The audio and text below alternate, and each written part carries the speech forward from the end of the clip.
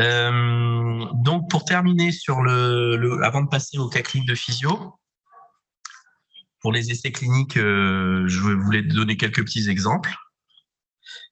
Donc, par exemple, on a parlé tout à l'heure de l'essai clinique sur le valsartan. Donc là, c'est une demande de l'Agence européenne du médicament, puisqu'il y avait 2 essais thérapeutiques avec 2 doses proposées chez l'enfant. Chez l'adulte, vous savez que les sartans, c'est HTA, insuffisance cardiaque. Et donc, l'Agence du médicament dit on doit trancher, on ne peut pas avoir 2 doses, donc il faut faire un autre essai clinique. Donc, quel design, quel patient, qu'est-ce qu'on fait? Et donc, ça, c'est pour vous montrer que les designs de la pédiatrie sont parfois plus compliqués que les designs que vous avez l'habitude pour ceux qui font de la cardiologie adulte, où il y a eu d'abord une période en double aveugle où il y avait l'ancienne dose 0,25 mg kg, la nouvelle dose 4 mg kg, qui étaient les 2 doses publiées. Et ensuite, une fois qu'on avait fait cet essai clinique qui comparait les 2 doses, on partait en ouvert et on montait, on faisait une titration des doses progressivement et on regardait l'impact sur l'hypertension artérielle. Donc ça, c'est des designs qu'on verrait très très peu chez l'adulte. Alors pourquoi on fait ça? C'est parce que c'est pas facile d'inclure des enfants et que les agences des médicaments et les comités d'éthique acceptent ce genre de design poolé où on a finalement 2 études en une, puisqu'une fois qu'on a inclus un malade dans une étude, on veut le garder. Et donc, on fait une première partie de l'étude, une deuxième partie de l'étude. Voilà. Donc ça, c'est toujours un peu compliqué. Et quand on n'a pas l'habitude de la recherche, si on démarre par des essais cliniques pédiatriques, ça peut rebuter. Faut la comprendre, cette étude. Moi, il m'a fallu beaucoup de temps pour la comprendre, au point que en France, dans cet essai sur le valsartan, je crois qu'il y a eu 2 inclusions seulement. Vous voyez ? Mais encore une fois, faire la recherche, ça veut aussi dire suivre les résultats de cette recherche, voir les AMM, et actuellement, le Tareg en solution buvable disponible pour la pédiatrie est très peu connu de la cardiologie pédiatrique. Voilà. J'ai fait exprès de donner cet exemple-là pour ça. Donc, on donne des questionnaires de goût, parce que la palatabilité, c'est très important chez les enfants. Vous savez très bien que les parents choisissent le paracétamol en fonction du goût du paracétamol pour ceux qui ont des enfants ou qui ont des enfants en bas âge dans leur entourage. Il faut du matériel adapté à la pédiatrie dans nos critères de jugement. Donc là, le critère de jugement principal, c'est la pression artérielle. La pression artérielle mesurée chez un enfant, ça n'est pas facile. Et donc là, par exemple, le laboratoire nous fournissait le même dispositif de mesure avec les bons brassards, etc., qu'il fallait mesurer plein de fois, faire les moyennes, etc. Autre exemple de protocole de recherche industriel qui a été déployé sur les dernières années dans nos spécialités, c'est les anticoagulants oraux directs, les AOD, qu'on appelait avant les NACO, mais là on appelle ça les AOD.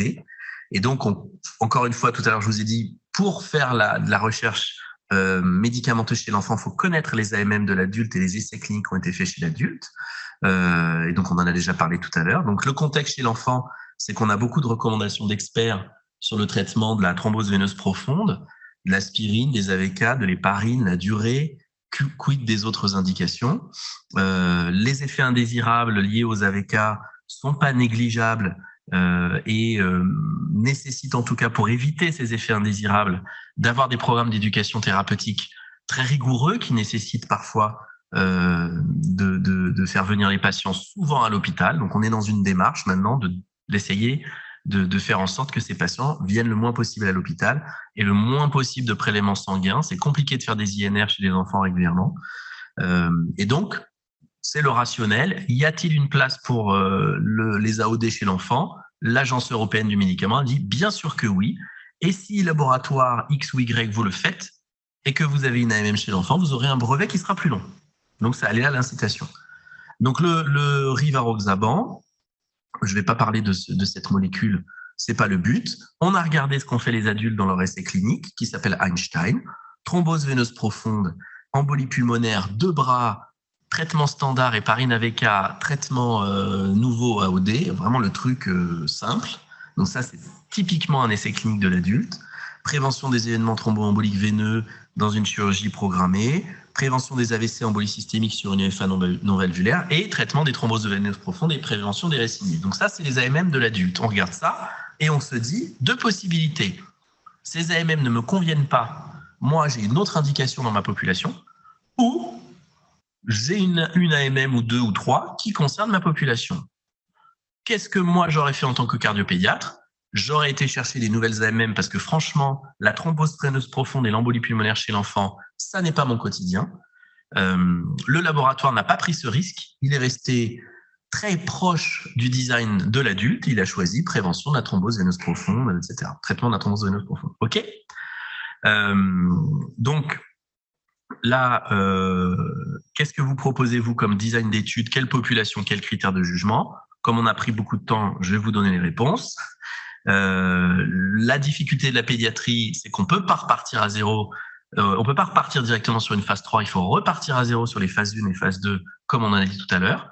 Donc, il a fallu faire ça. Tranche d'âge par tranche d'âge. On commence par les adolescents, phase 1. Dès qu'on a la dose de l'adolescent, on descend de tranche d'âge et on descend et on en arrive à la fin, au nouveau-né, où là, c'est très compliqué de mener des études de médicamenteux chez les nouveau-nés. Et donc, tout ça, tout compris, une fois qu'on a la phase 1, on passe à la phase 2, etc. Ça a mis une dizaine d'années pour une AMM qui a été obtenue il y a un mois. Donc, on vérifie dans la littérature que l'essai clinique, il est publié par le laboratoire. Il faut faire très attention aussi à ça. Il y a des laboratoires qui ne publient pas leurs essais cliniques parce qu'ils sont négatifs. Et ça, c'est une information que nous, les chercheurs, on doit avoir. Donc, quand vous participez à un essai clinique qui est enregistré légalement sur une base de données internationale d'essais cliniques, en général, c'est Clinical Trials, mais il y en a plusieurs, vous regardez ces essais cliniques et puis vous attendez la publi. S'il n'y a pas la publi, il y a un problème. Et ça, c'est un vrai souci dont il faut que vous soyez conscient parce que il y a le biais de publication, on ne publie que les essais positifs, alors que c'est très intéressant pour nous d'avoir les essais négatifs. L'autre exemple, c'est l'Entresto avec l'essai clinique Panorama, qui est une étude interventionnelle chez les 1 mois à 18 ans, stratifiée en 3 groupes d'insuffisance cardiaque, avec une première partie en ouvert, une deuxième partie en randomisée. Là, vous voyez encore un design particulier où on poule différents types de parties. Et l'objectif, c'est d'évaluer l'efficacité. Donc, quand on parle d'efficacité, on parle de phase 3. La sécurité, la tolérance, donc là, on parle de phase 2, comparé au traitement standard, qui est l'enalapril, dont je vous rappelle qu'il n'y a pas eu d'essai randomisé contrôlé dans le traitement standard. C'est ça qui est très intéressant dans notre spécialité, c'est que notre standard of care, en anglais, le traitement standard, parfois, n'a pas subi les affres de la recherche médicamenteuse et qu'on n'a pas le choix. Donc là aussi, c'est très intéressant de regarder ce qui se passe dans le bras standard, parce que le bras standard nous donne plein d'informations. Dans l'essai des AOD, par exemple, moi, j'ai été très intéressé de voir les résultats des AVK, qui sont très bons. Les cardiopédiatres suivent très bien leurs patients avec AVK. On n'a pas du tout les comorbidités de l'adulte. Donc, faire mieux que les AVK, c'est très difficile. Donc, l'essai AVK-AOD, il est négatif, mais pour moi, c'est très bien. Ça veut dire que les AVK ont fait correctement la surveillance de nos patients. Bon, je vous passe le design parce que là, je vais vous perdre. Et puis, la troisième partie, c'est les nouvelles façons de mesurer l'efficacité en termes de patient reported outcome. On en a déjà parlé, c'est tout ce qui concerne la qualité de vie. Vous voyez sur une maladie, par exemple, qui est l'HTAP. Quand vous regardez l'HTAP, vous pouvez la voir sous différents angles en termes d'efficacité d'un traitement ou de gravité de la maladie. Vous avez la maladie vasculaire pulmonaire, donc là, c'est la biopsie musculaire qui vous donnerait, la biopsie pulmonaire, pardon, qui vous donnerait l'évaluation de la maladie. Puis vous avez l'hémodynamique, c'est le cathétérisme cardiaque. Puis vous avez les symptômes et la limitation à l'exercice, donc par exemple le test de marche de 6 minutes ou la VO2. Puis vous avez la capacité fonctionnelle altérée, la NYHA. Puis vous avez la qualité de vie, puis vous avez la survie. Et donc les essais médicamenteux aujourd'hui ou les essais cliniques d'une manière générale interventionnelle ont shifté leur critère de jugement principal de la gauche vers la droite parce que, on a démontré que ceux de la droite étaient corrélés à ceux de la gauche. Ça s'appelle des surrogates en recherche. Et que deuxièmement, faire de la VO2 ou de la qualité de vie, c'est moins invasif que de faire un cathé ou des biopsies. Et donc, finalement, aujourd'hui, la recherche, elle cherche des surrogates. C'est toute une thématique de recherche qui est très intéressante parce que si c'est comme le BNP. Il vaut mieux faire du BNP qu'une biopsie myocardique. Vous voyez, c'est ça la comparaison. Et donc, aujourd'hui, la recherche, elle est là et elle est très intéressante. Ça peut faire l'objet d'une thèse d'université à part entière de démontrer qu'un critère est un surrogate. Et puis, comme aujourd'hui, dans la majorité de nos maladies, on a diminué la survie de façon fondamentale, on ne va plus utiliser la survie dans de nombreux essais cliniques, à part certains. Donc là, vous me demandiez ce matin les exemples de questionnaires, je vous les mets. Questionnaire Kidscreen, qui est le plus gros questionnaire européen validé dans toutes les langues quasiment, et qui a fait l'objet de beaucoup de travaux de recherche de l'équipe de Pascal Auquier à Marseille, où j'ai fait ma thèse. C'était vraiment leur outil qui est très complet, mais qui est un peu long à répondre. Mais par contre, vous avez beaucoup de choses dessus. Vous avez, tout à l'heure, on parlait de l'autonomie, de l'argent de poche. Vous avez aussi le bullying, le harcèlement à l'école, qui est dans ce genre de questionnaire. Et donc, il est assez complet. Vous en avez un qui est beaucoup moins complet, mais qui se remplit en 5 minutes, le PET Scale, qui est le questionnaire américain qu'on a validé en français, que je vous mets là aussi, avec ses 4 dimensions, physique, sentiment, relation et école. Et donc, de plus en plus de ces critères sont utilisés maintenant dans la recherche. Je vais passer, parce qu'on en a déjà parlé tout à l'heure, voilà. Et donc, on finit avec le cas pratique, mais vous allez déjà savoir répondre. On a vu que les congénitaux adultes étaient déconditionnés, ce qui est un surrisque cardiovasculaire. Beaucoup plus d'infarctus, beaucoup plus d'insuffisance cardiaque chez les Gooch, même dans les cardiopathies simples, même dans les CIV. Ça a un impact négatif sur leur VO2, elle-même directement liée à la qualité de vie. Le ministère de la Santé vous demande de tester une intervention précoce pour limiter l'ampleur de ce problème de santé publique. Donc, qu'est-ce qu'on va faire? Quelle intervention? Quel design? Quels critères du jugement principal? Quels critères du jugement secondaire? Comment on calcule la NSM? Avec quel centre investigateur on travaille? Avec quel budget? Et quelle source de financement? C'est comme ça qu'on définit une étude. Donc là, maintenant, c'est à vous de parler. Vous n'êtes pas obligé, pour ceux qui connaissent mes travaux, de faire le copier-coller de ce qu'on a fait. Au contraire, l'idée, c'est de sortir de ça éventuellement. Donc voilà, vous êtes sollicité par, on va vous donner de l'argent public sur une intervention précoce qui vise à limiter les comorbidités cardiovasculaires d'un adulte avec cardiopathie congénitale. Et on vous dit, il faut que ce soit précoce. 40 ans, c'est trop tard. Donc, qu'est-ce qu'on fait? Allez-y, sur Zoom. Lâchez-vous. Donc, quelle intervention? Qu'est-ce qu'on teste comme intervention? Et ceux qui sont là, prenez les micros, comme ça on vous entend.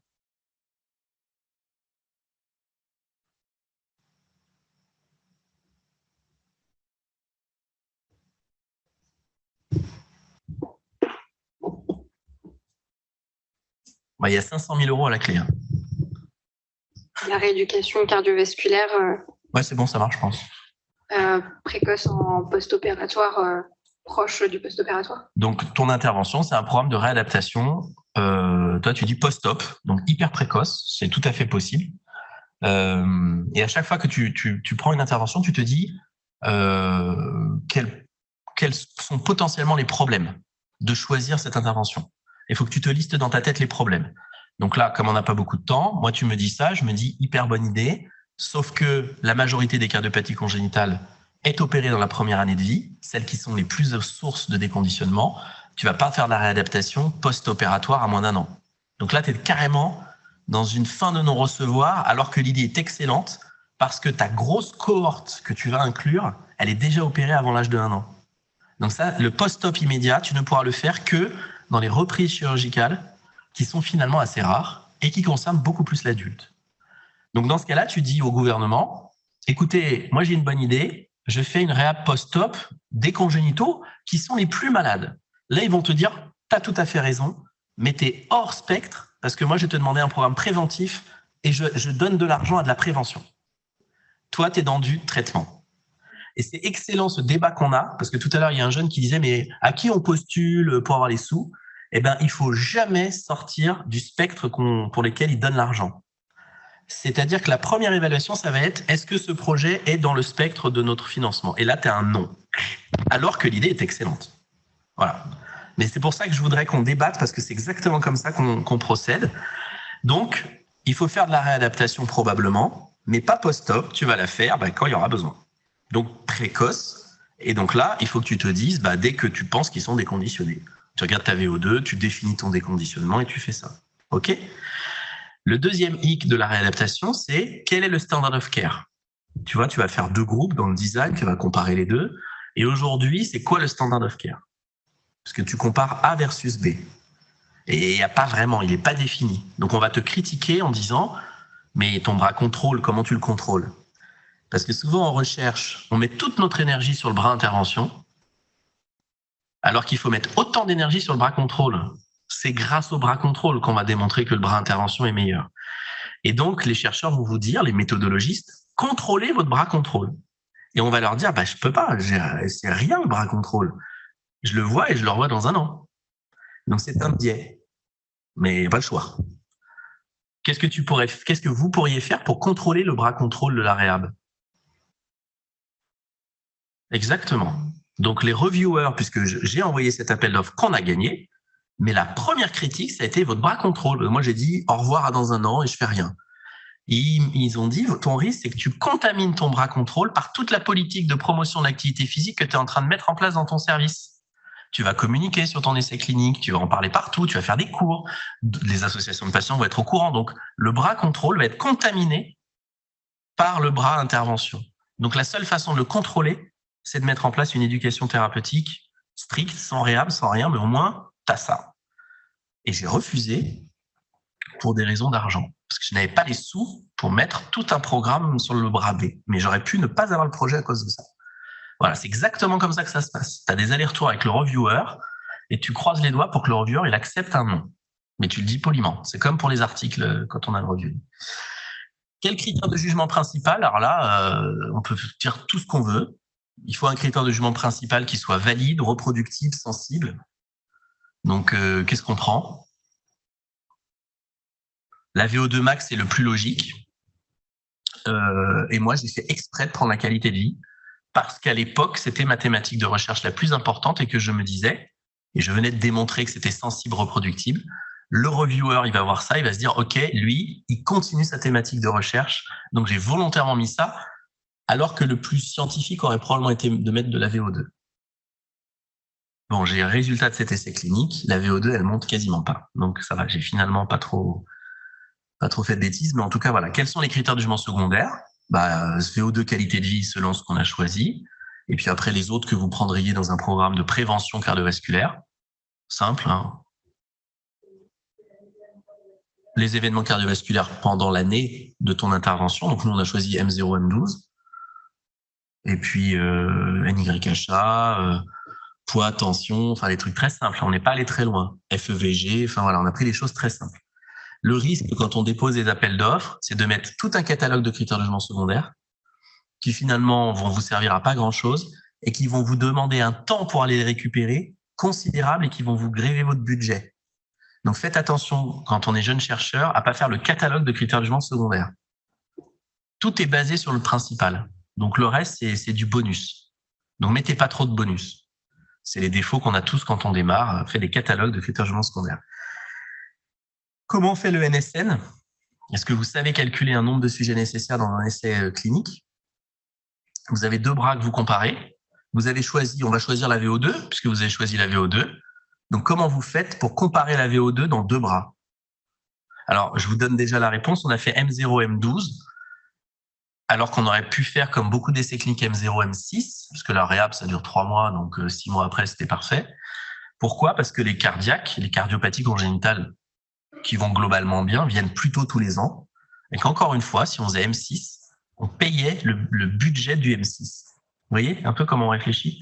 Donc on dit M12, c'est du soin courant, on ne paye pas la visite à M12. Si j'avais mis une VO2 M6, une écho-cœur M6, un ECG M6, ce n'est pas mes pratiques, puisque les patients sont majoritairement vus tous les ans, à part peut-être les VU, mais tout le monde est vu tous les ans, les jeunes. Hein. Et donc j'étais en dehors des pratiques et donc j'aurais payé tout ça dans le cadre de mon crédit recherche. Et donc, on a mis M0, M12. Donc, comment vous faites à NSN? Est-ce que vous savez? Est-ce qu'il y en a un qui sait sur Zoom, là? Réveillez-vous. Micro. Le but, c'est pas d'avoir la bonne réponse, c'est de débattre après sur ça. Il faut décider de certains éléments, ouais. Le risque alpha. Donc, le risque alpha, tu le mets à combien? 5%. 5%. OK, c'est la probabilité de dire qu'il y a une différence alors qu'il n'y en a pas. Ça, c'est vraiment...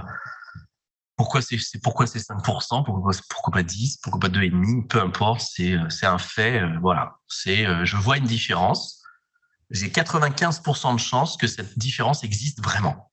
Mais j'ai 5% de chance de voir une différence qui est liée au hasard. OK ? Donc, risque alpha, 5%. La puissance. La puissance, c'est 1 moins bêta. Là, c'est le contraire. C'est la probabilité de ne pas voir de différence alors qu'il y en a une. OK ? Donc, on est un peu plus souple sur le risque bêta. On peut mettre plus. Voilà. Ça, tu choisis ça avec tes méthodologistes. Et ensuite, il faut prendre en compte l'effet qui nous paraît pertinent au niveau clinique.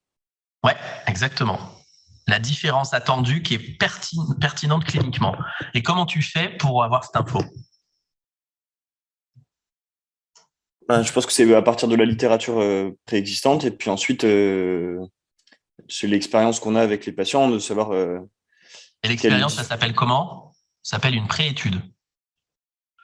Donc, si tu veux remporter un appel d'offres, le mieux, c'est de faire la littérature, mais tout le monde va faire ça, c'est de rajouter ta propre étude pilote dans l'appel d'offres.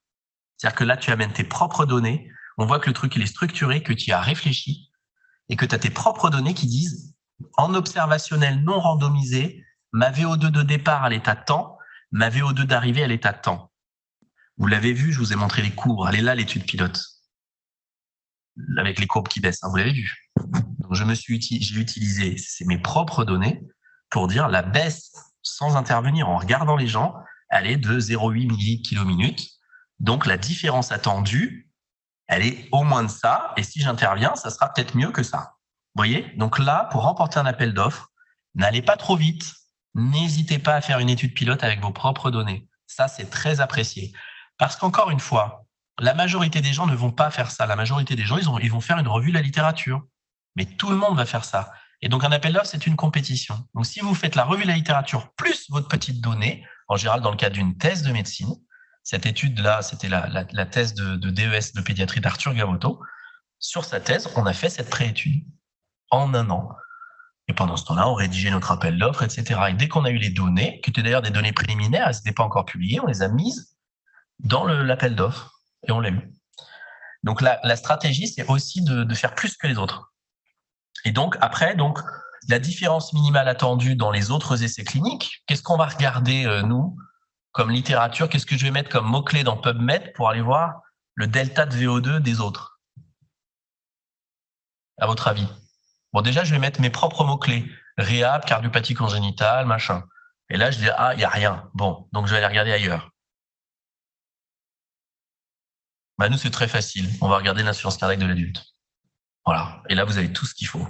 C'est pour ça que c'est génial d'avoir la cardio adulte. Parce qu'ils ont fait tout ce travail avant. Et donc, après, tout est enregistré, je ne devrais pas le dire, mais il y a aussi la malhonnêteté intellectuelle. C'est-à-dire que si moi, je sais que jamais je vais pouvoir inclure plus que 300 malades, des fois, je vais prendre la différence attendue de la littérature qui me va bien pour arriver à 300 malades. Mais je suis très honnête parce que vaut mieux faire ça plutôt que de prendre une différence attendue qui vous plairait dans l'idéal, par exemple 10 ml/min de différence attendue. Ah là, c'est génial. Sauf que pour ça, il faut je ne sais pas combien de malades. Enfin, c'est très compliqué. Donc, il y a une véritable, pour remporter de l'argent, malhonnêteté, mais que j'assume. Et les essais industriels, alors eux, c'est encore pire, parce qu'alors eux, ils n'ont pas le droit de perdre. Donc, ils mettent, alors eux, c'est la malhonnêteté dans les critères de jugement total. Eux, pire que nous. Mais dans l'argent public, tu te dis, je vais jamais faire plus que 240 malades, donc la différence attendue, je vais prendre celle qui m'arrange quand même, à condition qu'elle soit dans la littérature. Voilà. Et du coup, ça pose un vrai problème aussi de faire ça, non ? Parce que… Oui, mais tout pose un problème. De ne pas avoir l'argent, c'est pire. C'est terrible ce que je vous dis, mais il faut être pragmatique. Non, mais ça te pose un vrai problème, parce que si tu fais trop ça, tu risques d'avoir des essais négatifs tout le temps. Tu prends un risque, bien sûr, mais on est d'accord. On est d'accord. Donc, par exemple, dans la littérature du delta de VO2, si je me souviens bien, parce que je ne l'ai plus en tête, ça allait de 3 ml/min à 10. C'est large quand même comme delta, tout ça. Et moi, au pif, parce que le pif, des fois, ça marche. Quand on est clinicien, on les voit, les malades. Moi, j'avais l'impression que moins de 5, c'était quand même pas grand-chose. Donc, j'ai dû quand même rester pertinent cliniquement. J'ai dû, me connaissant, j'ai dû couper la poire en deux et prendre 5 ou 6 ou 7, je sais plus. Mais en tout cas, le delta dans les littératures, il était très large. Voilà. Mais c'est vrai que ça m'embêterait de publier un bel essai clinique positif avec, dans le bras A, l'augmentation de la VO2 est de 1,2 ml/km, petit p inférieur à 5%. Ah, c'est sûr, c'est un essai clinique positif. Mais comme dirait Eric Raoult à l'Assemblée, si vous avez besoin de beaucoup de malades pour montrer une différence statistique, c'est que vous êtes un malhonnête. Alors, personne n'a compris ce qu'il a voulu dire. Et pourtant, ce monsieur, que j'estime pas beaucoup parce que je pense qu'il a fait beaucoup de mal à la recherche, il a totalement raison. Si vous avez besoin de beaucoup de patients pour montrer une différence, dans votre différence attendue, bah c'est ce qu'on vient de dire. C'est-à-dire que vous allez arriver à un essai clinique où l'augmentation elle est de 1 ml/km entre les deux bras et que 1 ml/km, c'est pas cliniquement pertinent. Voilà. Bon, donc voilà la partie un peu tendancieuse où on discute, si c'est pas on se dispute avec les méthodologistes qui, eux, vont vous amener à la réalité aussi quand vous vous emballez un peu trop. Voilà. Donc le NSN, on l'a fait comme ça. Alors j'ai plus les chiffres en tête, mais on a mis entre 5 et 7 ml/km. Il faut les écart-types, toujours. Tu ne peux pas calculer NSN sans avoir ton écart-type. Donc ça, tu l'as dans ta littérature ou encore mieux dans ta propre cohorte. Et donc, à chaque fois que vous avez les standard deviations, vous les regardez parce que ça décrit votre variable. Et là, vous avez votre NSN. Quel centre investigateur? Eh ben, c'est ceux qui sont capables de mener l'intervention, d'inclure, d'avoir les mêmes populations et des gens avec qui vous vous entendez plutôt bien parce que vous aurez aussi besoin d'eux au moment où vous allez vraiment démarrer l'essai clinique pour qu'ils vous disent bah là, change un peu ton critère d'inclusion. On peut quand même modifier encore des choses avant que l'essai démarre. Quel budget vous faites aider des méthodologistes et c'est là qu'il faut vous prendre vraiment longtemps en avance. Si vous faites ça au dernier moment, vous allez avoir une note sur le budget et cette note, elle est fondamentale. Si vous avez une mauvaise note à l'évaluation des experts sur votre budget, c'est foutu pour vous. Vous n'aurez pas l'appel d'offres. Donc moi, quand j'expertise des magnifiques essais cliniques de jeunes médecins, chefs de clinique, qui veulent faire des essais médicamenteux avec une bourse de 10 000 €, je me dis que c'est pas possible. Voilà. Et donc, dans ce cas-là, il faut être honnête, il faut dire c'est un complément d'autres choses, un autre essai clinique, etc. Donc, parfois, on se fait simplement retoquer parce que le budget est absolument pas... voilà. Et les sources de financement, on en a parlé ce matin, c'est les directions des recherches, etc. Donc, vous voyez, vous avez les résultats. Donc, on a pris ça... Et on a fait, parce que je ne me rappelle plus, voilà, regardez. Alors, j'ai pas pris VO2, j'ai pris qualité de vie. Mais c'est pas grave, c'est le même raisonnement. Reflet de la réalité pré-étude ou basé sur publi. On a pris la différence attendue dans la littérature de qualité de vie, c'est 10% d'augmentation. 5% minimal, j'ai choisi 7%. Quel écart type? En général, on prend une publication similaire. Moi, j'ai pris ma publication avec le PET-scale où j'ai des écarts types à 13,5. Comparaison de moyenne, test de student, risque alpha 5%, risque bêta 10 à 20%. On prend en compte les perdus de vue. On a dans Biostat TGV, on fait faire ça par un méthodologiste, mais nous-mêmes, on sait le faire pour avoir à la louche combien de malades il va nous prendre. Vous prenez le score du premier groupe 70, qui est votre groupe contrôle, que vous connaissiez dans vos propres publis ou dans les publis des autres. Vous vous dites, je suis tellement bon que ça va augmenter à 77 ma qualité de vie. Avec un écart type à 13,5, risque alpha, risque bêta, j'ai pris 20% de risque bêta, j'arrive à 118 patients. Voilà, c'est un jeu, hein, on n'a pas fait ça, hein, on a fait un autre calcul. Mais en gros, voilà comment on fait pour calculer NSN. Ça va? Et puis pour terminer, le Covid, ça a aussi été une période particulière pour la recherche, négative et positive. Positive parce que on a rebondi, on a facilité les process, les comités d'éthique, on leur a dit d'arrêter leurs bêtises et de nous donner les réponses beaucoup plus rapidement. On a appris à travailler avec les systèmes digitaux et donc ça a beaucoup facilité les choses. Et ce qui est très intéressant dans cette étude qu'on a menée avec Victor Pommier, qui est assistant actuellement à Montpellier, qu'il a publié là il y a quelques semaines dans les archives de pédiatrie, il a évalué toute la recherche dans les centres de recherche avec qui nous travaillons en France pour voir quel était l'impact, quelles études ils avaient continué, quelles études ils avaient arrêté et pourquoi. Et ce qui est très intéressant, il a interrogé les patients. Et quand il interrogeait les patients disaient, mais nous, on a adoré d'être dans des essais cliniques parce qu'on a pu continuer à voir nos médecins, soit en vrai, soit en téléconsultation, nos visites, notre suivi. Et donc, pour le malade, du point de vue du malade, continuer à être dans un essai clinique, ça a été jugé comme positif parce qu'ils n'étaient pas en dehors du parcours patient. Et du point de vue des médecins, la majorité des industriels ont su rebondir et ont arrêté de nous embêter avec des process qui sont parfois insupportables. Par exemple, un patient qui habite à 200 km d'ici, qui doit faire un BNP, eh ben, dans les process habituels, il doit venir au CHU, faire le BNP, envoyer le tube.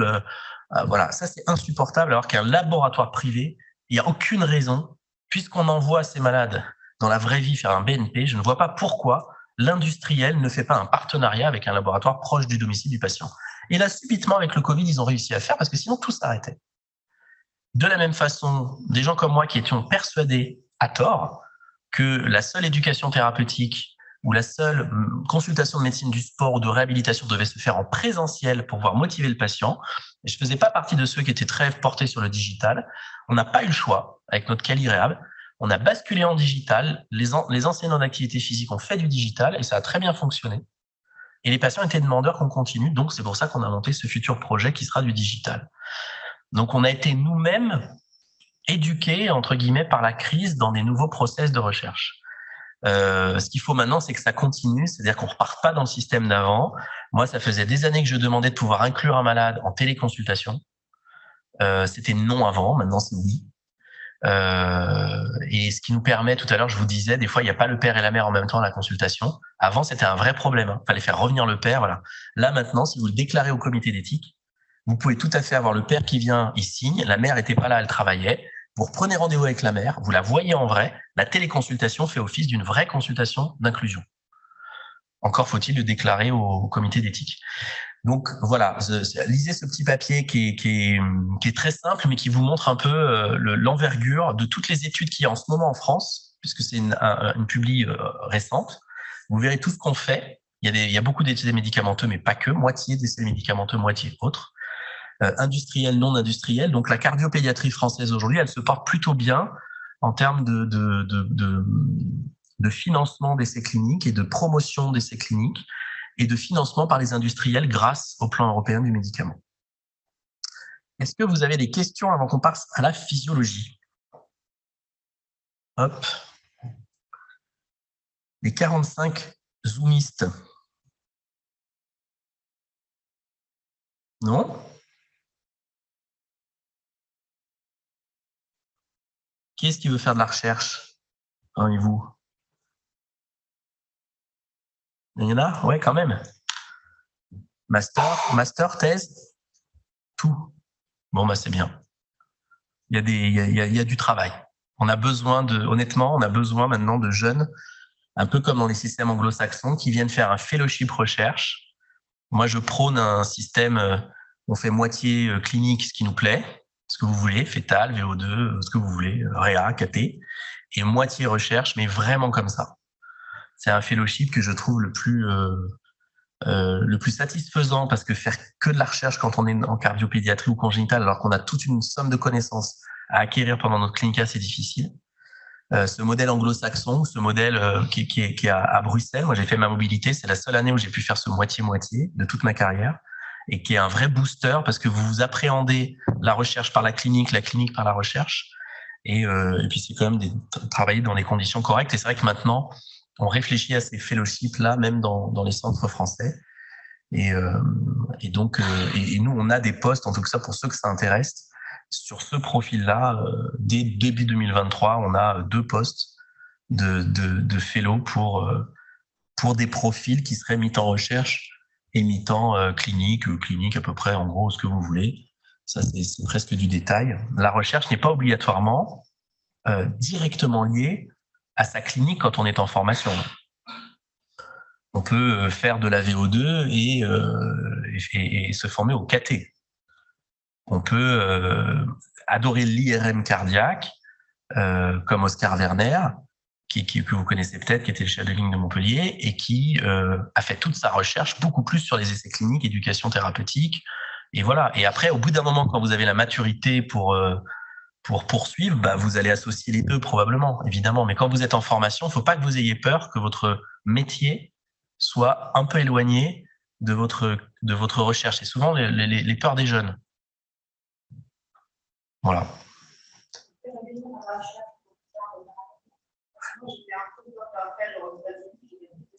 Ouais. Alors on peut, ouais. Sophie Guillaumont, qui avait un master de physio quand elle était jeune, elle est venue à la recherche par l'intermédiaire de Cali Rehab. Elle avait une cinquantaine, 50, 55 ans quand elle a porté son premier projet et où subitement, elle est devenue, sur son temps de travail, sur la première année de Cali Rehab, elle faisait un mi-temps elle-même, ce qui est compliqué. Praticien hospitalier, elle fait le fœtal, vous avez vu tout ce qu'elle fait, mais c'est une volonté. Il faut aussi que tu sois dans un service qui accepte ça, parce que si tu diminues ta charge clinique, elle est remplacée par quelqu'un d'autre. Donc nous, notre stratégie, ça a été de lever des fonds. Et quand on a levé des fonds, on a recruté des assistants. Les assistants faisaient aussi le moite-moite. Et donc après, c'est toute une dynamique. Mais c'est pas simple, mais c'est à mon avis ce que vous devriez, en tout cas les jeunes qui sont ici, devraient faire. Mais l'avantage de faire de la recherche quand on est un peu plus mature, c'est justement de critiquer les designs en disant oh là là, tous les critères de jugement, il y en a beaucoup trop, dans la vraie vie c'est pas comme ça.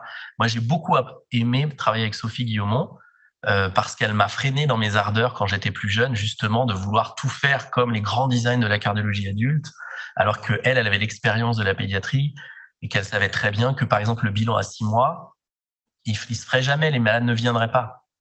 Donc ça, d'être un senior dans un groupe de juniors, c'est indispensable. Indispensable. Et s'il y a des juniors ici, faites-vous aider des PH un peu plus capés pour bien vérifier que vous faites pas n'importe quoi. De toute façon, tout seul, on fait absolument rien. Enfin, ça, c'est... Donc, en tout cas, voilà, pour ceux que ça intéresse de venir travailler à Bordeaux, il y a des profils comme ça, mais c'est des profils mi-temps recherche, mi-temps clinique. Dès le début de l'année, sur les projets. Alors évidemment, il n'y a pas que mes projets, mais en tout cas sur des projets qui sont, en ce qui me concerne, très axés sur la physiologie à l'effort, la VO2, la réhabilitation, etc. Mais si ce sont des profils avec des gens qui veulent faire du fœtal à mi-temps ou du caté ou ce qu'ils veulent, ça n'est pas du tout un problème. C'est absolument pas grave. On peut commencer par faire du caté. Moi, je pensais que j'allais faire du caté plus tard. Je peux vous assurer qu'aujourd'hui, vous n'allez pas me voir dans une salle de caté. Mais voilà, quand on est jeune, on croit qu'on va tous faire du caté ou du fœtus, et puis un jour, on se dit peut-être que non. Bon, sur Zoom, ça va? Vous n'avez pas de questions? On ne vous oublie pas, hein? Allez-y. Ouais. Ouais.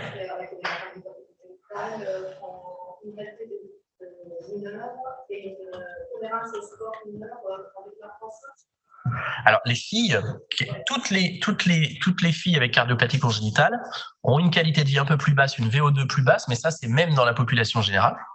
Et ensuite, la baisse est beaucoup plus marquée chez les filles. Mais de ça, c'est quelque chose qui est sociétal. C'est probablement pas dû à la cardiopathie congénitale. Si tu peux regarder ça quasiment même dans les populations générales. Voilà. Non. C'est le lien qu'on a dans l'activité physique, probablement par rapport au genre, quoi. Les garçons font pas les mêmes sports que les filles. Après, il y a l'adolescence où la masse musculaire, la masse grasse n'est pas la même. Donc, si tu regardes dans la population générale, c'est la même chose. Bon, je pense que quand on a fait le cours de physio, on n'avait pas eu le temps de faire ce cas clinique-là, de mémoire. Mais ça remonte à janvier. Vous allez me dire, je vais commencer. Puis si on l'a déjà vu, on s'arrête. Mais je pense pas parce qu'il est un peu long. J'avais dû vous le donner peut-être, donc peut-être vous l'avez déjà regardé. Et donc, c'est un nouveau-né qui a une cyanose réfractaire, c'est-à-dire qu'on lui met de l'oxygène et il reste légèrement désaturé à 90%.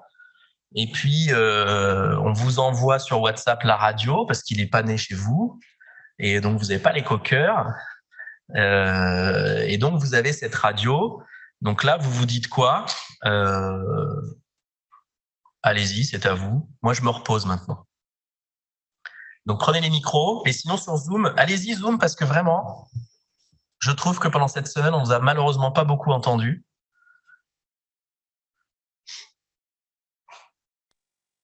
Egg-shaped silhouette cardiaque, c'est transposition peut-être. Alors, parlez très fort, on ne vous entend pas.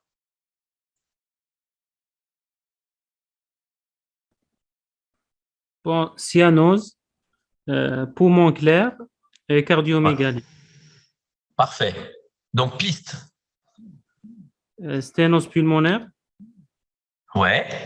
Quel type abscisse, de sténose pulmonaire? critique, Atrésie pulmonaire. Critique, parce qu'on désature. Ouais. OK. abscisse. Atrésie Parfait. pulmonaire. Ou sans CIV. Ça me va. C'est bon. Est-ce que ça aurait pu être un Epstein? Ouais, Oui. pourquoi pas. Peu probable Oui. sur la taille du cœur, Ouais. mais bon. En plan B, pourquoi pas. Epstein Est-ce que ça aurait pu libre. être une transposition des gros vaisseaux? Peu Non. probable, parce que le cœur est Peu probable. pas gros dans une transposition des Ouais. gros vaisseaux et que les poumons, en général, ils sont quand même chargés. C'est bon? Oui. Oui. Est-ce que ça peut être un ventricule unique avec sténose pulmonaire? Honnêtement, ça peut. Pour le coup, Oui. là, ça peut. Je fais exprès d'aller un peu plus loin que la première semaine où j'ai été volontairement très caricatural. Ça peut être un ventricule unique avec sténose pulmonaire. Très honnêtement, oui. On a des ventricules uniques où les cœurs sont un peu gros. Mais bon, si on est statistiquement fiable, ça sera une APSI ou une SVP critique. Donc, quelle est la catégorie physiologique de cette cardiopathie? Ducte dépendant à sang mélangé. Parfait. QPQS? Moins de 1. Alors, il faut que vous me disiez comment vous faites le calcul, là. Hein? Alors, il y en a un qui parle seulement. Allez-y. Mhm. Je vous laisse faire le calcul. Je vous remets le... Je sais plus, je vous ai mis le... Oui, voilà. PQS à 3. OK, pourquoi?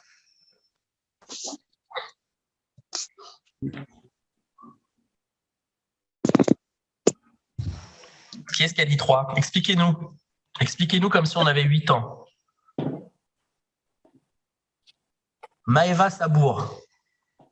Qui est Maëva Sabour? Bonjour. Allez, vas-y Maëva, tu as donné la bonne réponse. Tu vas nous expliquer pourquoi. Du coup, on est dans une cardiopathie à sang mélangé. Donc, pour calculer le rapport QP sur QS, on a SAT aorte moins SAT veine cave est égal à SAT veine pulmonaire moins SAT AP. Cardiopathie à sang mélangé, donc SAT aorte égale à SAT AP. Donc, et on part du principe que SAT aorte moins SAT veine cave, c'est égal à 30. Donc, 30 en haut divisé par 100 moins 90. Parfait. Donc, 30 sur 10. Magnifique. Comment on dessine la courbe pression-volume? En me l'expliquant, hein, vous n'êtes pas à me la dessiner. D'habitude, quand on est en présentiel, il y en a un qui descend et qui le fait là devant tout le monde, mais là, ça va être rude. Là.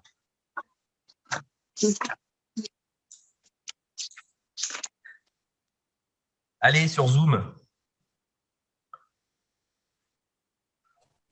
Je vais prendre quelqu'un au hasard. Il y en a un, il s'appelle iPad. Vous savez qu'il faut mettre vos vrais noms et prénoms parce que pour la présence au DU qui est obligatoire pour valider, derrière la secrétaire, elle va se demander qui est iPad.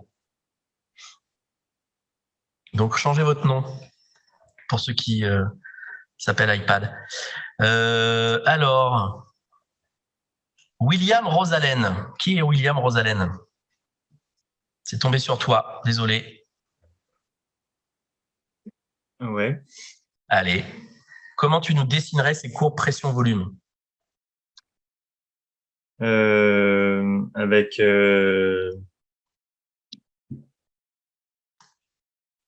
du coup une. Vas-y, expliquez. Alors, celle du VD déjà. Elle aurait une bonne compliance. Ben, en fait, tu peux pas la dessiner, il n'y a rien qui passe dedans. Non, non. Et celle du VG?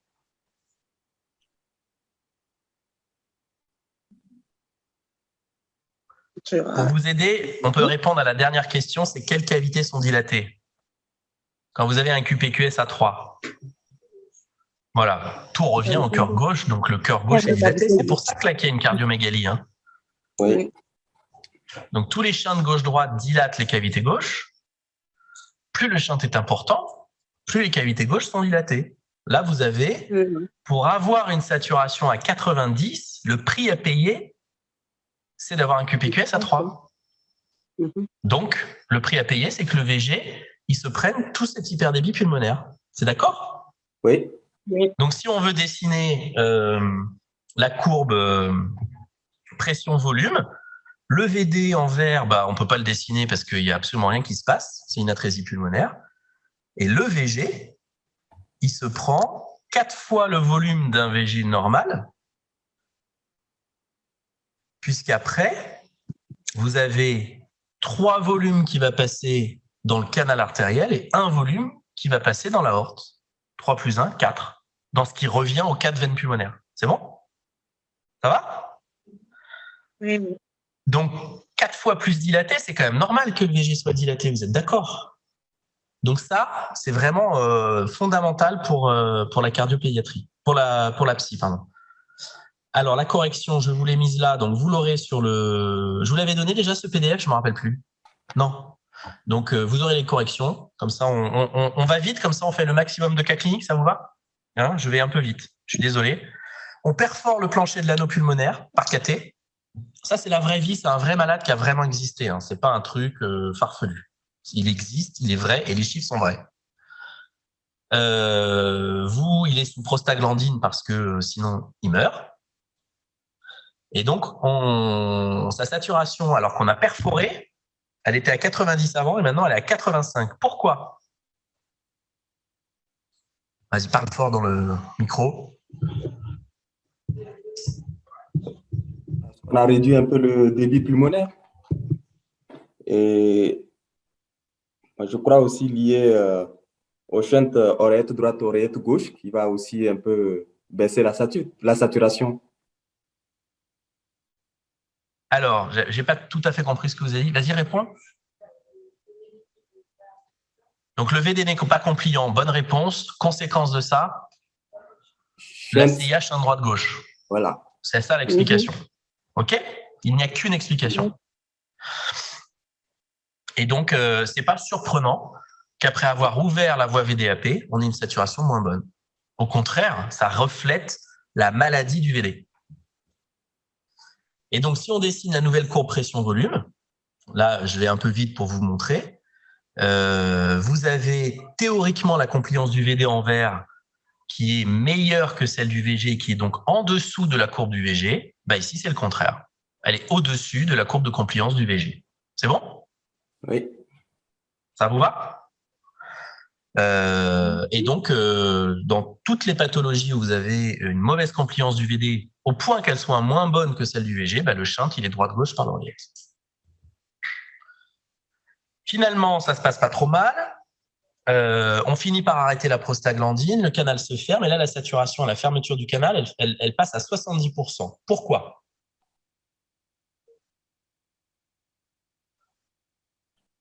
Répondez très vite, comme ça on avance. Moi, c'est pour vous, hein, j'en ai plein des cas cliniques. C'est n'importe quoi même. C'est lié à l'hypodébit pulmonaire, puisque le canal FR se ferme. Et le VD, il est toujours malade, il n'a pas... Voilà, exactement. Hypodébit pulmonaire, le VD est malade, pas compliant, il n'arrive pas à faire le débit, et donc il y a un shunt droite-gauche auriculaire qui est toujours là, et qui n'est pas compensé par l'ancien canal artériel quand il était ouvert. Donc, le VD ne fait pas son travail. QPQS. Donc là, il vous faut un petit peu plus de réflexion. Je vous laisse réfléchir.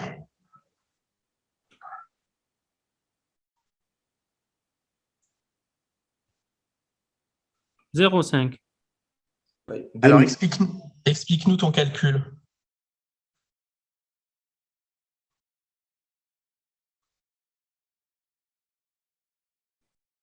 On fait 70 moins 30, c'est 50. Non, mais explique mieux. Oui, OK. Moi, je veux la formule, comment tu as eu. Il y a 4 chiffres, comment tu les as eus? Vas-y, prends le micro si tu veux. Comme ça, tu nous expliques. Donc, aorte moins veine cave sur VP moins AP. Donc, aorte, il y a 70. Ouais. Aorte, il y a 70. L'inconnu, quel est l'inconnu dans les cas de C'est la SAT APO2, puisque en haut, donc on a 30 de différence, et donc comme on a 30 de différence, la saturation veineuse en oxygène, elle est à 40. Exactement. Et ensuite, dans les veines pulmonaires, on a 100%. Et du coup, l'AP, vu qu'il n'y a plus de shunt, elle est aussi à 40, puisque c'est la même que la SAT. Exactement. Donc, en fait, l'inconnu qui nous manquait, quelque part, c'était la SAT de la veine cave. Il a utilisé les 70 d'aorte pour avoir la formule. Et donc, quel est le traitement qui pourrait améliorer les choses au singulier, au pluriel, enfin, comment on pourrait faire pour améliorer cette saturation? Les bêta-bloquants. Bêta-bloquants. Alors, les bêta-bloquants, c'est le traitement le plus simple. C'est l'effet lusitrope des bêta-bloquants qui améliore un petit peu la compliance. Exactement. C'est probablement ce qu'il fallait répondre dans ce cas clinique. Mais maintenant, si on est dans un staff le matin, il a 70%, qu'est-ce qu'on va envisager comme toutes les possibilités chez ce patient pour lui faire remonter sa saturation? Une dérivation cavo-pulmonaire? Ouais. Avant d'en arriver là, on va évoquer toutes les possibilités. Il est probablement encore en réa ou aux soins intensifs, ce malade. On va mettre de la prostine. En fait, vous êtes interne, il est 2 heures du matin, vous avez ça. Vous n'allez pas mettre du lusitrope.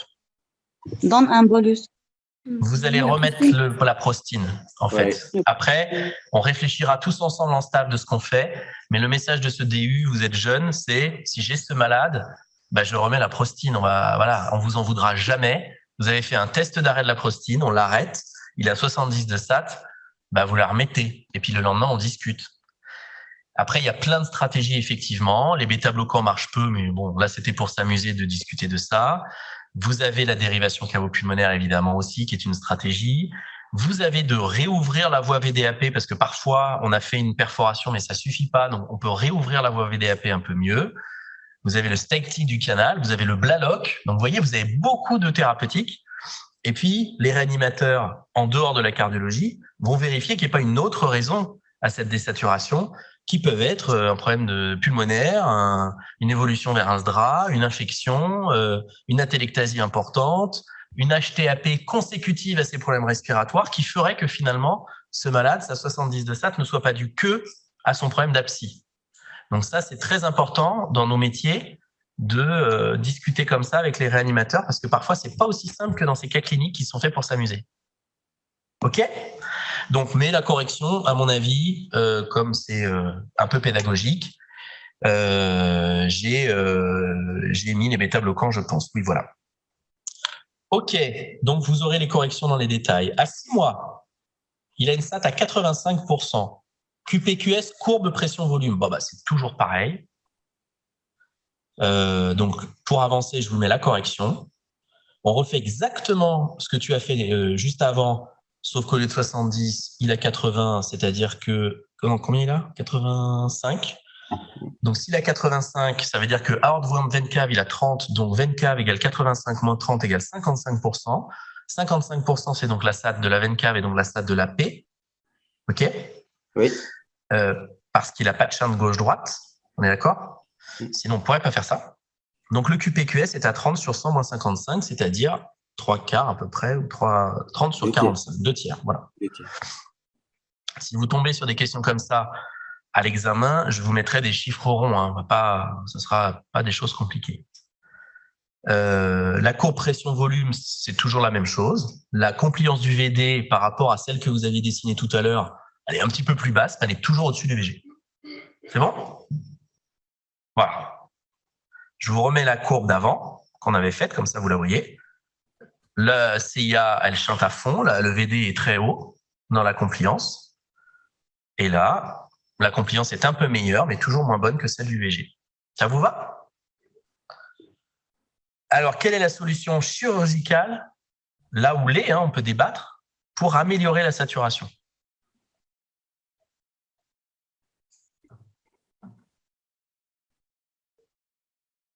Ouais, La seule vraie solution, parce qu'à cet âge-là, on ne va plus repartir sur les questions qu'on s'était posées en périnatale, qui étaient Blalock, stenting du canal, etc. Il a 6 mois, c'est fini.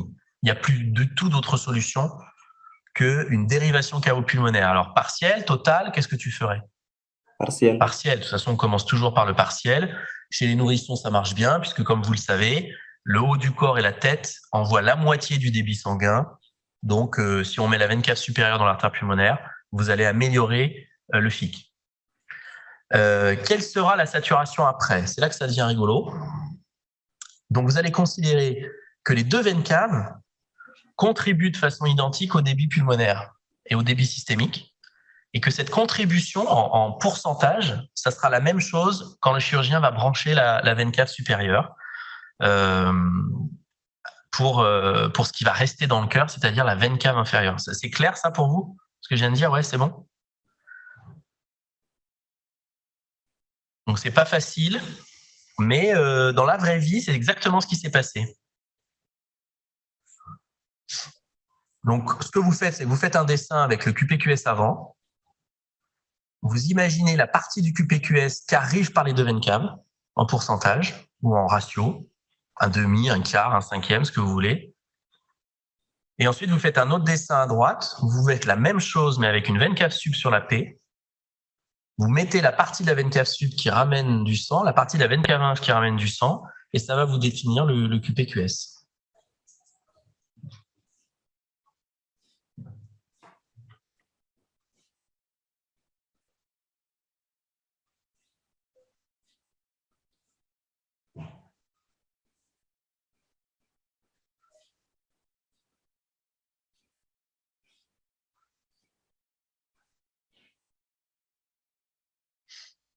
Alors, à qui on va demander la correction de cet horrible cas clinique?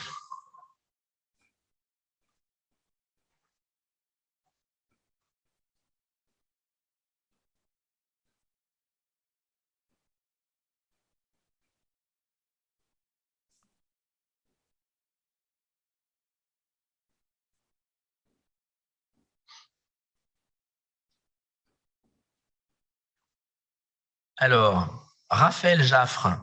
C'est qui Raphaël Jaffre? Jaffré. Oui, bonjour. Bonjour. Où travailles-tu, Raphaël? À Rennes. Où ça? À Rennes. À Rennes.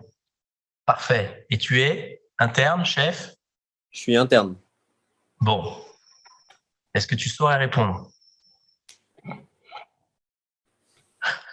Bah, j'essayais de chercher, mais je pense pas, non. Difficile. Est-ce qu'il y a quelqu'un qui saurait aider Raphaël en ayant le droit de se tromper?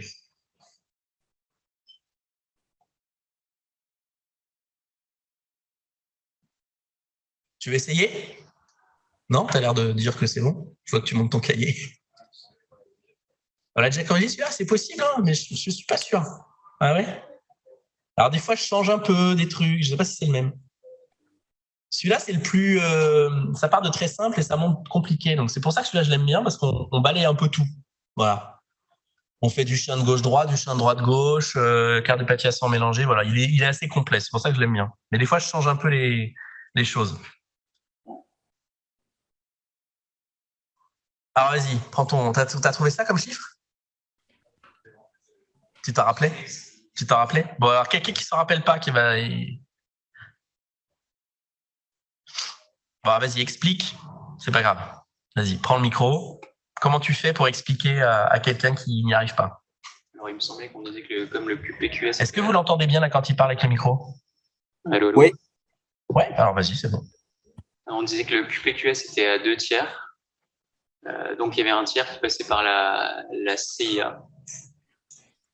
Étant donné, dans l'oreillette droite, ce qui va... Ça, déjà, vous avez tous compris. Si le QPQS est à 2 tiers, ça veut dire qu'il y a 2 tiers qui passent dans la P et 1 qui passe dans l'aorte.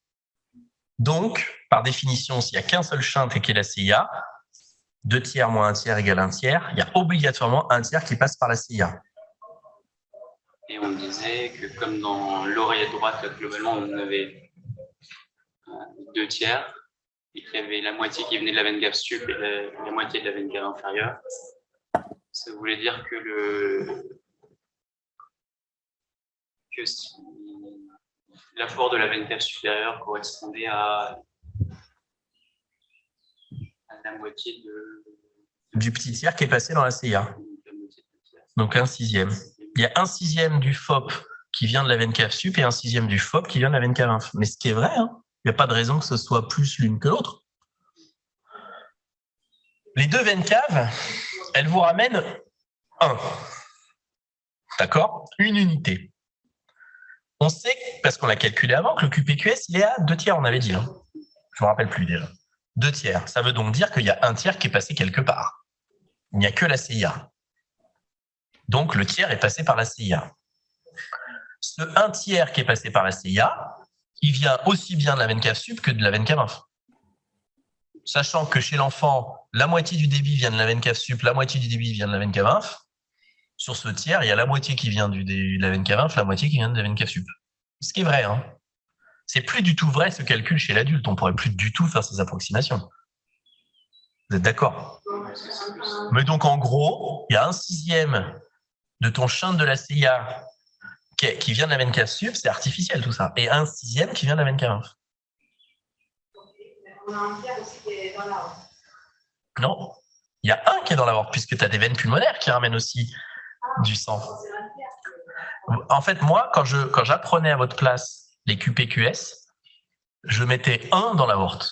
Je dessinais un cœur et je me disais, puisque le QPQS c'est X sur Y, bah Y, je disais, c'est 1. C'est l'aorte. À partir du moment où tu définis que le 1, c'est l'aorte, une unité, ce que tu veux, bah, le débit, bah, tout le reste, c'est tes fractions. C'est bon? Donc déjà, dessinez un cœur d'abscisse en mettant 2 tiers dans la P, 1 dans l'aorte, et faites tous vos trucs ailleurs, vous allez arriver normalement à 1 tiers qui passe par la CIA, à 2 tiers qui revient des veines pulmonaires. Vous êtes d'accord? Voilà. Donc, parfait. Et donc, finalement, facile maintenant. Donc, tu prends ta veine cave sup, tu la fous en haut. Combien de tiers elle la ramène? 5/6, parce voilà. On a 2 tiers plus 1/6. Exactement. Et à partir de là, c'est fini. Le plus dur est fait. Il suffit de rajouter, je vous montre. Voilà. Donc, regardez à gauche ce qu'on avait avant. À droite, c'est exactement ce que tu viens de dire. Il suffit de rajouter, de refaire tout le calcul qu'on avait fait avant et de se dire que le QPQS, dans ce cas-là, il faut faire aorte moins veine cave sur 100 moins AP, c'est 5/6, c'est ce qu'il vient de dire, on en était arrivé là. Et on repart exactement sur tout à l'heure le calcul que Julien avait fait en disant, bah, comme j'ai ça, indirectement, je peux donc déterminer mon gradient 100 moins AP, ma SAT 100 moins AP, donc la saturation comme il a fait tout à l'heure. Donc, ce qui fait que aorte moins veine cave égale 30, 12, 100 moins AP égale 36, 100 moins 36, 64. C'est la SAT de la veine cave. On rajoute 30 à la veine cave, on arrive à l'aorte 94. Voilà. Et dès qu'on a la SAT dans l'aorte, on peut faire le QPQS sans aucun problème. Ça vous va? C'est exactement la même chose que ce que Julien a fait tout à l'heure, mais à l'envers. Donc, en fait, avec ce cas clinique, vous avez du plus simple au plus compliqué de ce qu'on peut faire dans les calculs de QPQS et de pression. Ça vous va? Franchement. Alors, je réexplique le 5/6. Tu as un tiers qui passe dans ton foramen ovale. OK? Là, tu es d'accord avec ça. Avant. De ce 1 tiers qui passe dans le foramen ovale, tu en as la moitié qui vient de la veine cave sup, la moitié qui vient de la veine cave inf. 1/6. OK? Dans ta futur montage, tu vas laisser la moitié de ton débit qui va arriver dans le cœur par la veine cave inf, l'autre moitié qui va arriver par la veine cave sup. Ça, tu ne changes pas, ça. Tu es d'accord? À partir du moment où on a considéré que c'était toujours la même proportionnalité qui passait par la CIA, ça n'est plus un tiers qui va passer, mais c'est 1/6, parce qu'on n'a plus la veine cave sup. Donc, sur la partie qui passait dans le VD, tu es obligé de retrancher 1/6. Donc, 1 moins 1/6. 5/6. En fait, il suffit juste de te dire, cette fois-ci, j'ai tout qui arrive dans la P, moins ce qui passe dans le FOP. Ce qui passe dans le FOP, c'était un tiers. Maintenant, c'est plus que la moitié parce que j'ai plus qu'une veine cave. En fait, c'est beaucoup plus simple de dire ce que je viens de dire que de... Voilà. Ce qui passe dans les AP, tout compris? Eh bien, 5/6.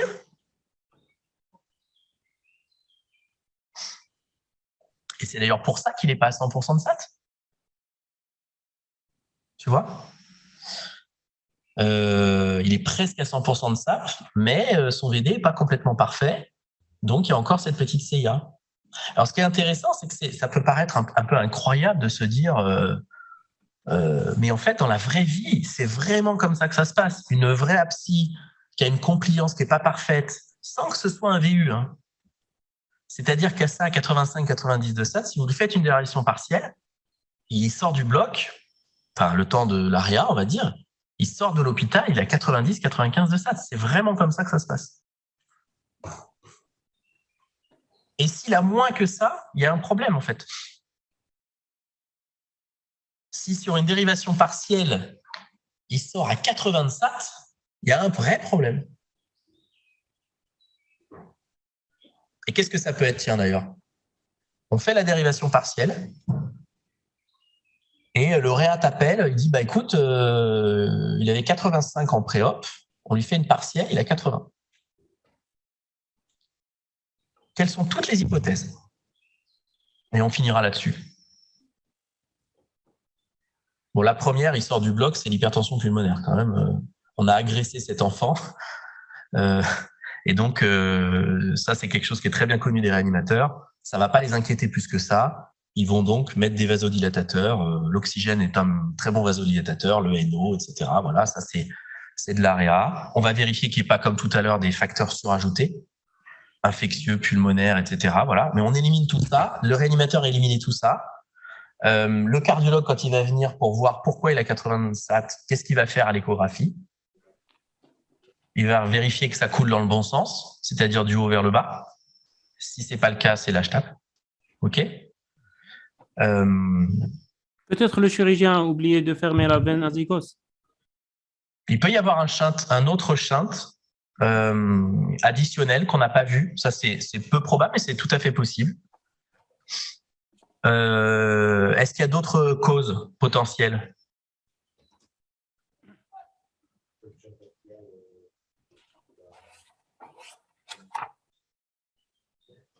Ah, mais de toute façon, si tu as 80 de SAT, c'est qu'il chante plus, par définition. Mais la chose, c'est pourquoi? Pourquoi le VD serait plus malade après une dérivation partielle qu'avant?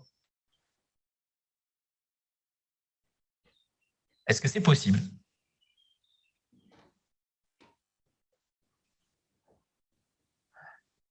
Ouais, on a mis un débit, donc ouais, pourquoi pas? J'ai pas pensé à ça. En fait, moi, j'aurais tendance à dire que s'il est à 80 de SAT en post-op et qu'on a quand même à peu près correctement évalué les choses, ça n'est pas un problème de compliance, en fait.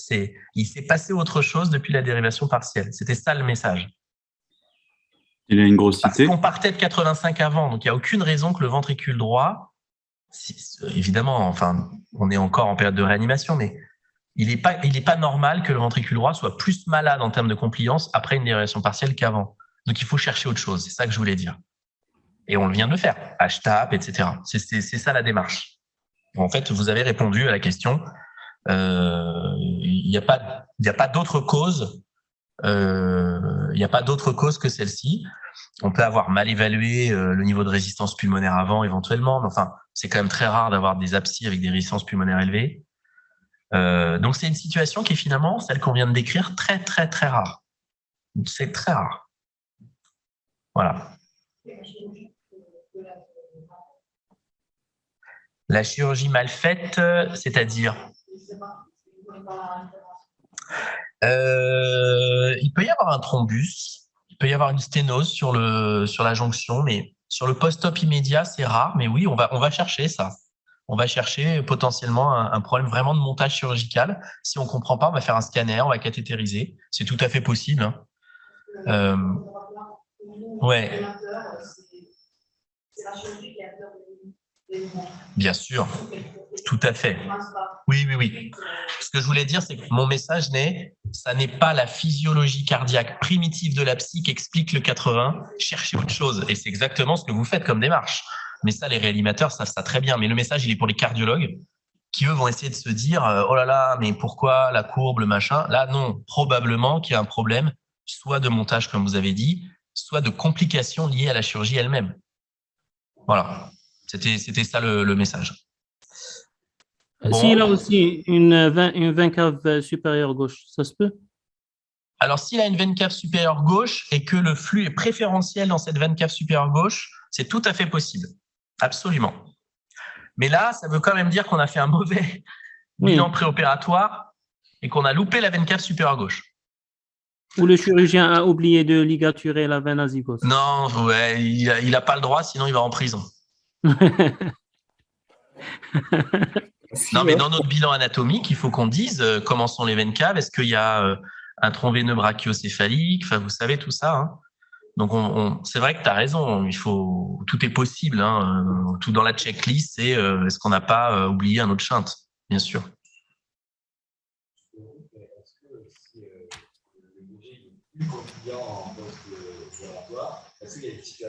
Il est mieux, tu veux dire? Ouais. Non.